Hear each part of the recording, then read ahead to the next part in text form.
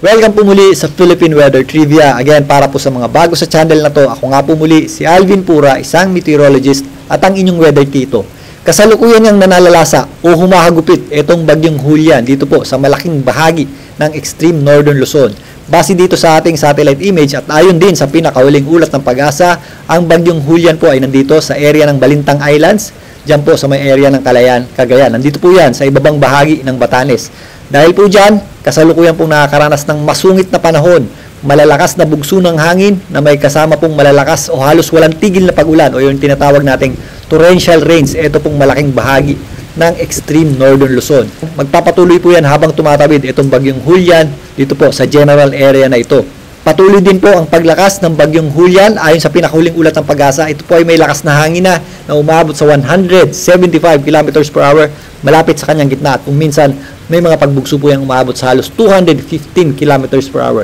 10 km per hour na lamang po ang idadagdag dyan ay nasa super typhoon category na po natin yan. Maaaring if mapanood nyo to, meron na po tayong super typhoon Julian. Patuloy din po itong kumikilos pa west-northwest sa bilis na 10 km per hour. At kung mapapansin nyo, napakalawak po nung kanyang radius na nasa around 560 km mula sa gitna hanggang sa kanyang panglabas na kaulapan. Ngayon, balikan natin itong official forecast track ng Pag-asa. Again, ito pong kulay pula, yan po yung ating at least typhoon force winds. Kapag ganyan na po kalakas ang hangin, meron na po tayong inaasahang malalakas o matataas na alon or yung mga posibleng storm surge. Although, ito pong general area ng extreme northern Luzon ay medyo mataas or mga bundok, may mga areas din po dyan na medyo mababa. So, mag-ingat po tayo sa mga posibleng pagtaas ng alon o yung ating tinatawag na storm surge. Ito nga pong kulay pula ay nakakasakop dito sa malaking bahagi ng extreme northern Luzon. Ito namang kulay dilaw, yan po yung ating at least tropical storm winds na umaabot hanggang dito sa hilagang bahagi ng Central Luzon at sumasakop dito sa malaking bahagi ng Northern Luzon. So mag-ingat din po tayo sa mga pabugso-bugsong hangin dyan po sa mga general area na nabanggit ko. Maliban dyan, meron din pong inflow ng hangin papunta dito sa center o gitna ng bagyong Julian na nagdadala po ng breezy hanggang gusty conditions. Dito naman sa southern portion ng Luzon. Base dito, patuloy na tutumbukin itong bagyong Julian, ito pong west-northwest direction, patungo dito sa southern portion ng Taiwan. Pinapakita dito na may possibility na lumabas ng Philippine area of responsibility ng bahagya itong bagyong Julian, pero maaari din po itong pumasok muli. So darating na Wednesday, meron tayong inaasahang paglandfall nito dito po sa may katimugang bahagi ng Taiwan at dahil dyan, meron tayong bahagyang paghina na inaasahan para dito sa bagyong Julian hanggang sa makalabas ng ating Philippine area of responsibility sa darating na Thursday or Friday. So again, dahil nga medyo mabagal kumikilos, mag-ingat po tayo sa mga posibleng epekto ng mga pag-ulan nito dahil mas tatagal po ito, mas marami po tayong matatanggap na pag-ulan. Particularly dito sa northwestern section ng Luzon at ito pong malaking bahagi ng extreme northern Luzon. Para naman sa pangkalahatang lagay ng panahon ng ating bansa, silipin natin muli itong ating satellite image. Ito pong malaking bahagi ng Visayas, Mindanao at Bicol region, generally fair weather po tayo dyan. Maliwalas po ang panahon natin dyan at malayo po ang bagyong Julian. Medyo mainit at malinsangan po tayo sa tanghali pero posible po yung ating mga localized o mga isolated na pag-ulan o thunderstorms na kadalasang nangyayari tuwing hapon at gabi. Pero ito pong ilang areas ng Calabarzon, kasama po dyan ng Metro Manila at ang malaking bahagi ng Central Luzon, ay meron tayong tinatawag nga na inflow ng hangin papunta sa bagyong Julian. Medyo meron tayong mga breezy hanggang gusty conditions o yung medyo mahangin din po yung ating panahon dyan. Maulap din minsan at kung minsan meron din tayong tinatawag na scattered o kalat-kalat na pagulan o thunderstorms. Mas mataas po ang ating tsansa ng pagulan dito sa western section ng Calabarzon. Yan po ang area ng Cavite at Batangas.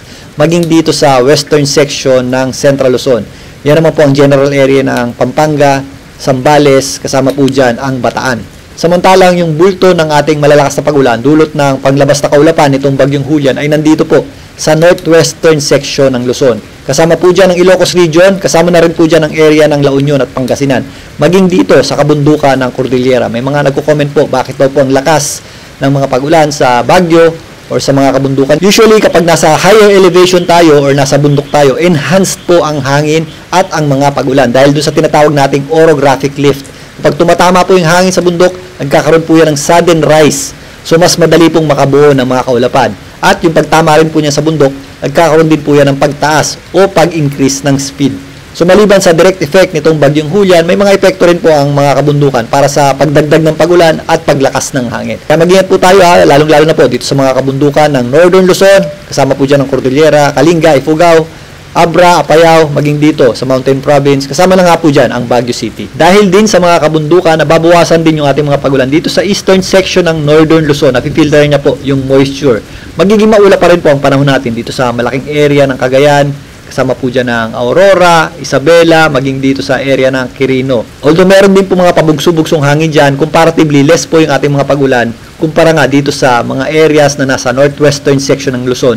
Ito pong nakatapat sa may West Philippine Sea. Samantalang at ang pinaka-importante, ito pong general area ng extreme northern Luzon ay patuloy pong makakaranas ng masungit na panahon, malalakas na bugso ng hangin na may kasamang torrential rains o yung halos walang tigil na pagulan. So doble ingat po tayo dyan. So mamaya mas talakayin pa natin ang mga posibleng epekto ng bagyong Julian habang tumatawid dito sa Balintang Channel. Muli, ito po ang inyong Weather Tito mula sa Ilocos Norte para sa Philippine Weather Trivia.